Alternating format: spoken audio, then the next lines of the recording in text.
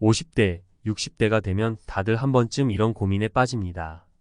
내가 지금 가진 돈으로 은퇴 후에 괜찮게 살 수 있을까?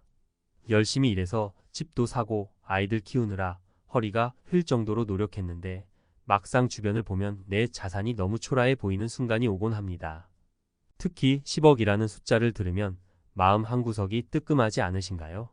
중산층이라고 믿고 살아왔는데 어느새 나도 모르게 생존을 걱정해야 하는 처지로 전락한 건 아닌지 두려운 마음이 드는 겁니다. 최근엔 10억이 있어요. 중산층이라는 말이 심심찮게 들려옵니다. 그런데 문제는 정말 10억이 있어도 충분할까 하는 의문입니다. 지금 내 통장에 있는 돈이 은퇴 이후에도 안정적인 삶을 보장해 줄지 아니면 하루하루 불안 속에서 살아야 할지. 이 글을 읽는 당신도 이미 느끼고 있을 겁니다. 과연 이게 현실일까요? 함께 그 진실을 파헤쳐 보겠습니다. 10억 없으면 중산층 탈락. 현실을 깨닫게 될 충격적 진실. 50대, 60대 분들이 가장 많이 하시는 걱정 중 하나가 바로 은퇴 후 내 자산으로 과연 살 수 있을까? 라는 질문입니다. 요즘 뉴스나 주변에서 자주 들리는 말이 있죠. 중산층 기준? 이제는 10억 있어야 한다.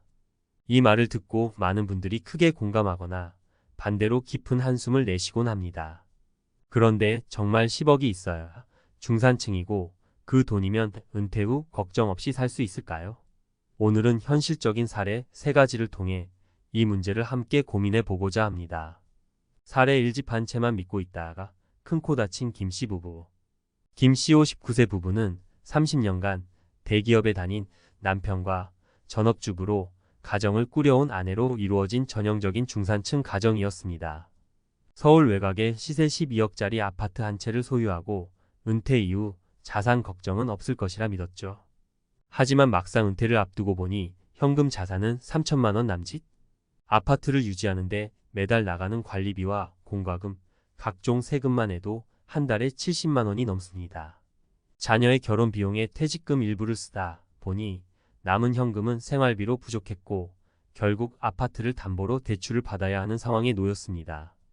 김 씨는 말합니다. 12억짜리 집이 있다고 자산가라 불렸는데 지금은 매달 현금 부족으로 대출금 갚기에도 빠듯합니다. 이렇게 될 줄은 몰랐습니다. 이 사례는 우리에게 중요한 교훈을 줍니다. 비싼 집 한 채가 중산층을 보장하지 않는다는 사실입니다. 은퇴 후에는 현금 흐름이 가장 중요합니다. 자산이 많아 보여도 현금이 없다면 생활이 무너질 수 있습니다. 사례 2 퇴직금으로 펀드에 투자했다가 망한 박 씨의 이야기. 박 씨 62세는 은퇴 후 퇴직금 2억 원으로 노후를 준비하려 했습니다.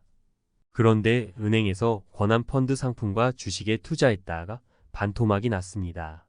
퇴직 직후에는 손실을 만회하려는 욕심에 더 큰 위험을 감수하며 공격적으로 투자했고 결과적으로 남은 돈은 1억 원도 채 되지 않았습니다. 젊을 때는 소득이 있으니 손실이 나도 버틸 수 있었는데 은퇴 후에는 그럴 여유가 없습니다. 내가 2억이나 있었던 시절이 있었나 싶을 정도로 후회스럽습니다. 박 씨의 사례는 은퇴 후 자산 관리의 중요성을 강조합니다. 은퇴 이후의 돈은 늘어날 가능성보다 줄어들 위험이 훨씬 큽니다. 따라서 안정적인 자산 운용과 전문가의 도움을 받는 것이 필요합니다. 사례 3 작은 시골집으로 시작해 자립한 정씨 부부. 정씨 부부 60세는 은퇴 전에 도시 생활을 정리하고 시골로 내려갔습니다. 도시에서의 중산층 기준에 맞추려던 부담을 버리고 작은 집을 마련해 자급자족 생활을 시작했습니다. 부부는 텃밭에서 채소를 키우고 남편은 지역 사회에서 강의나 자문을 맡아 소소한 수입을 유지했습니다. 정 씨는 말합니다. 처음에는 불편하고 힘들었지만 지금은 우리 기준에서 충분히 만족스러운 삶을 살고 있습니다. 도시에서 느꼈던 소비 압박이 없어지니 1년에 2천만 원도 안 되는 돈으로도 충분히 살 수 있더군요. 이 사례는 중산층 기준이라는 숫자가 단순히 자산의 크기가 아닌 삶의 방식과 가치에 따라 달라질 수 있다는 점을 보여줍니다. 정 씨 부부는 작게 살기라는 선택으로 삶의 질을 높이고 경제적 안정까지 얻었습니다. 중산층 기준의 진실돈이 아니라 삶의 균형. 이제 우리가 현실을 직시해야 할 때입니다. 10억이라는 숫자는 단순히 자산 크기를 나타낼 뿐 진짜 중산층의 삶을 보장하진 않습니다. 중산층의 기준은 오히려 현금 흐름, 경제적 자립, 그리고 심리적 안정에서 나옵니다. 은퇴 후 현실적인 중산층 기준을 만들기 위한 3가지 원칙. 현금 흐름에 집중하라. 집 한 채, 비싼 자산보다는 매달 고정적으로 들어오는 현금 흐름이 중요합니다. 연금, 임대소득, 혹은 소소한 일자리라도 지속 가능한 수입원이 핵심입니다. 위험한 투자는 피하라. 은퇴 후에는 공격적인 투자가 아닌 안정적인 자산 관리가 최우선입니다. 작은 수익이어도 꾸준히 유지되는 방식이 더 안전합니다. 소비 수준을 현실화하라. 정씨 부부처럼 소비를 줄이고 삶의 방식을 단순화하면 적은 돈으로도 풍요로움을 느낄 수 있습니다. 이는 숫자만 좇는 삶보다 훨씬 만족스럽습니다. 결론, 중산층의 기준을 다시 정의하자. 은퇴 후 삶의 행복은 자산의 크기보다 삶을 어떻게 설계하고 운영하느냐에 달려 있습니다. 10억이라는 숫자에 휘둘리기보다 나에게 맞는 현실적이고 지속 가능한 삶의 방식을 찾는 것이 중요합니다. 오늘부터라도 내 자산, 소비 습관, 그리고 은퇴 후 계획을 다시 한번 점검해 보세요. 10억 없어도 중산층답게 살 수 있는 방법은 분명히 있습니다. 은퇴 후 중산층 기준, 돈보다 중요한 것은 10억이 있어야 중산층이라는 이야기가 우리를 불안하게 만듭니다. 하지만 전문가의 시각으로 본다면 단순히 숫자로 중산층을 정의하는 것은 위험합니다. 중산층이라는 개념은 돈만이 아니라 삶의 질, 안정된 생활, 그리고 미래에 대한 준비가 조화롭게 어우러져야 비로소 완성됩니다. 오늘은 이를 전문가의 관점에서 깊이 있게 들여다보겠습니다. 1. 10억이 왜 중요할까? 10억이라는 숫자가 자주 언급되는 이유는 간단합니다. 현 시대의 물가와 평균 은퇴 기간을 고려할 때 10억 원이라는 자산이 있어야만 기본 생활을 유지할 수 있다는 계산에서 나온 결과죠. 예를 들어 은퇴 후 20년을 산다고 가정하면 연평균 5천만 원 정도를 써야 합니다. 하지만 이는 어디까지나 평균치일 뿐 개인의 상황에 따라 크게 달라질 수 있습니다. 현실적인 질문. 내가 현재 필요한 생활비는 얼마인가? 집, 의료비, 여행, 취미 등 은퇴 후 필요한 지출을 정확히 계산해 본 적이 있는가? 대부분의 사람들이 이 질문에 답하지 못합니다. 그래서 남들이 말하는 10억이라는 숫자에 매달리고 불안해하죠. 중요한 건 내 삶에 맞는 자산 플랜을 세우는 것입니다. 단순히 숫자에 휘둘리지 말고 내 생활에 맞는 구체적인 목표를 설정하세요. 2. 사례. 은퇴 후 10억이 있었지만 실패한 김 씨의 이야기. 김 씨는 은퇴 후 퇴직금과 자산을 합쳐 약 10억 원을 보유한 상태였습니다.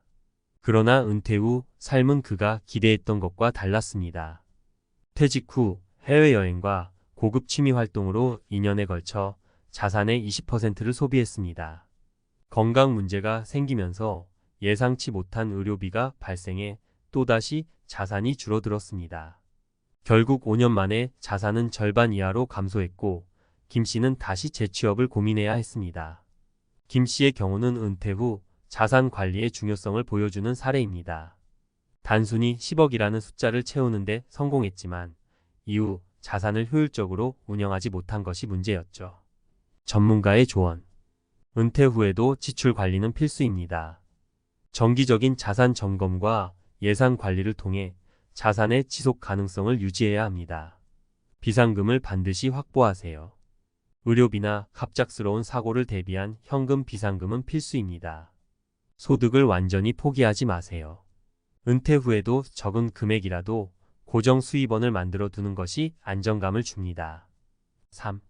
중산층 기준, 돈보다 중요한 3가지 요소. 중산층을 결정짓는 요소는 단순히 돈이 아닙니다. 여기서 가장 중요한 3가지를 꼽자면 다음과 같습니다. 1. 현금 흐름.